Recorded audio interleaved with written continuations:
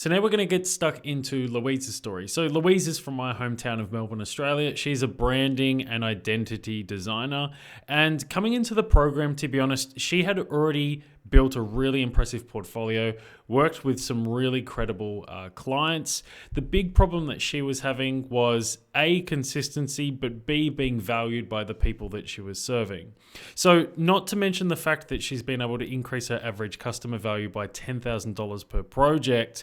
The big transition she's been able to be making is becoming way more specific with who she goes after and the problem that she solves. And this in turn sees her being valued way more by the decision makers. So let's get stuck into Louise's story. Quickly welcome you, Louise. Thank you for taking the time to chat to me. You can hear how much more formal my voice is. Louise, do you just want to quickly do you just want to quickly introduce yourself, who you are, what you do? Yeah, definitely. So I'm Louise Bruff. I am a graphic designer. I've been working for, I'm going to say 8+ years in the design industry, and I've been working part-time and freelancing the past couple of years, and this is my first year full-time freelancing. So yeah, really exploring that this year, which has been great. Nice. So take me through where you were. Obviously the design business was just in its first full-time infant steps, but take me through the situation that you were running into, wanting to move to do your own thing. What kind of obstacles and challenges were you encountering, I suppose? Yeah, it's hard to remember because I feel like I've come so far since then. And I can't even remember when we got in touch, but I definitely remember that I was getting a pretty good influx through my website, but it was people were contacting me for work and then I was taking on that work. So I wasn't really having any say in who I wanted to work with or what I wanted to be doing or what kind of clients I wanted to be working with. So that was sort of where I was at, and I was just working a lot of hours, and yeah, just taking on a lot and just sort of thinking is this right? Is this how it's supposed to be? What's sort of going on? So do you feel like coming into profitable design was really there has to be a more effective way to operate? Hopefully this is it. Yeah, I think it was that. And I also think it was I've tried to find freelancing communities, but it was really nice to be able to not only just bounce stuff off someone, being you, but be able to sort of reassure myself of what's working, what's not working, and head in the right direction. Whereas it was really isolating on my own and just kind of being is this right? I hope this is right. I'm not sure. And it was really good. I think one of the first things we did was really get clarity on the kind of life that I want to be living, who I want to be and what I want to be doing. And that exercise in itself has been so huge because everything has been formed from that, of what do I want to be doing and who I do want to work with and what kind of life do I want to live. So that's been, really huge. Nice. And that kind of encroaches on the next question as well, but take me through what you've enjoyed in the experience in profitable designer so far, from it might be you were talking about there, training modules, or how you've utilized the coaching calls. Yeah, I think it was really good having the coaching, the training modules, because especially for that section of it, I could just jump in and work at my own pace. And sometimes I'm not necessarily that consistent. So I'll just kind of really be in it and then kind of dip away a bit and then be back in it. And it was really good because that was there when I wanted to. And so I really liked the modules, but then it was so good being able to have the training sessions, because just to keep myself accountable and keep chatting with you. And because when we'd have our conversations, things would come up that I wasn't necessarily anticipating. Sometimes I'd just come into the call with no agenda and then I'd come out with so much. So that was also really interesting, and just I feed off that motivation as well, which keeps me going. Nice.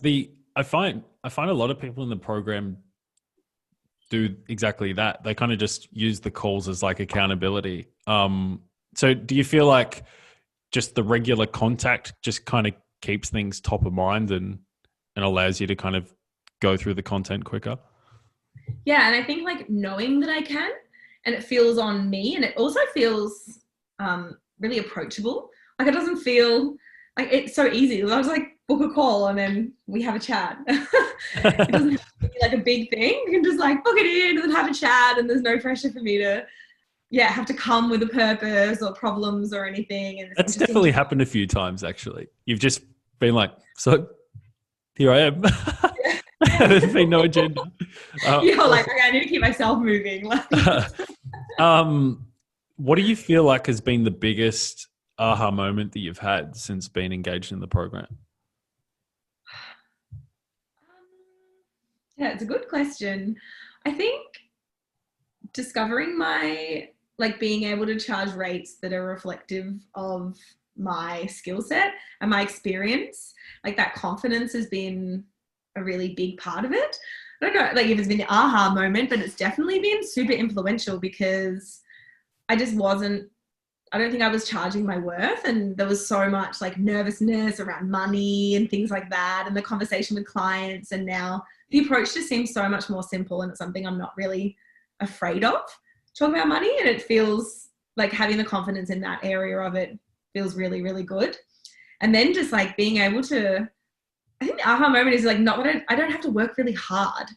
It's like I can work really smart, which is really good because like at the moment I'm not working 5 days a week freelancing, but I'm still like bringing in a really good amount, but then I'm also working on other projects that I want to work on. So I think that was probably a really big aha moment, that it's like you don't have to just slog away really hard and long nights. Yeah, that's a good one. So, and again, that kind of ties into the next one, but like, take me through some of the actual specific results that you have seen implementing the thinking and the strategies that we've gone through. Yeah, I think like a lot of it was like I've pretty much just gotten rid of tiny little jobs, like things that would just come my way. It's like that's not worth my time. It's not worth it. Being able to like look at clearly what my proposition is and how different brands fit into that, and how I used to like think I was a jack of all trades kind of thing, and that was a good thing. But now it's really looking at like what I can offer people and what I do want to offer them, and putting it in a really like, what am I trying to say? I'm talking a lot. Wait, what was the question again? The kind of results that you've seen implementing the thinking and the strategy. So take us through like what do you consider now the kind of project that you might have done in the past? Like what do you consider the kind of, I'm not even hopping out of bed in the morning for that kind of number. I need to be like, what would you say that your range is at the moment? Like, is it from like a project value standpoint? I think now it's sort of more going into like the like $10,000 to $20,000 kind of range for projects. And I definitely just kind of got rid of like the few $100 projects, unless it's something I'm like really, really just like, I don't know, super passionate about or something. Like this would be fun for me, like an illustration. But yeah, I'm definitely working towards the higher end of stuff, well, higher end for me. And that's been a really big step as well, because I've been able to have less clients and then give them more attention and more energy and stuff as well. Nice. And I'm like, the really important thing to establish here is that you're insanely good at what you do, and you did come into the program with a lot of massive runs on the board. And I think more so what you've been able to do is understand how you were able to create such value for like, you know, those past really awesome clients, and how you were always going beyond design anyway. But I think maybe from my experience, like what you've been able to do in the program, it's really understanding everything beyond design that you were doing, and now calling that out at the front of your marketing and sales, I suppose. Yeah, and it's also been a really big confidence thing for me, because I was so focused on the execution of things. And I was like, I can give them this, and I can give them this, and I can give them this. And then I think I really started to discover how much I can offer them on a deeper level of like finding out who they are as a brand. And those like less tangible things, I didn't realize how important they are and how much they really do offer people. Like they really do help. So yeah, that's definitely been a really huge change of mindset and way of working, definitely. So taking all that into account, like how has this changed the way that you look at your design business moving forwards? Good question. Thank you. You don't have to answer it. Just good question. All right. Thanks. Good question. It's funny, like trying to cast my mind back to think of where I was, because I feel like everything that I've kind of learned now just is there, and it's like it would make so much sense. It just makes sense not to do it. Blah, blah, Mm. blah, blah. Um, but I think now it's really exciting thinking about really who I want to work with and what I want to, what I care about, and what kind of life I want to have. So it's like now I can find the brands and the people or the projects that I want to work with, and then I can make that possible. Yeah, and then doing the like side project as well, like being able to have that, like have it all, feels really good. Mhm. But yeah, I think rather than just like taking in everything that I that was coming my way, I can now really choose what I want and feel so much more confident about, yeah, charging to Nice. my, yeah.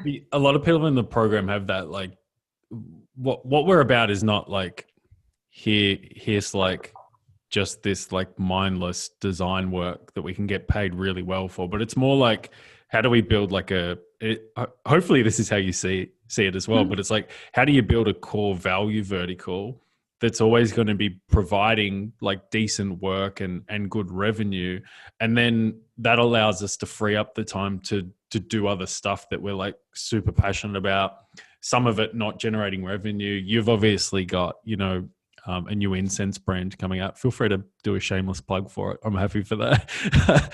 When it's launching like in a week, yeah. But it's like working on love and passion projects as well. Like having the flexibility to do that, so you can be doing a lot of cool stuff, but you're still driving revenue as well.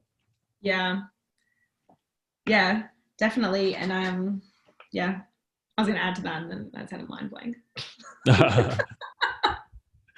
Awesome.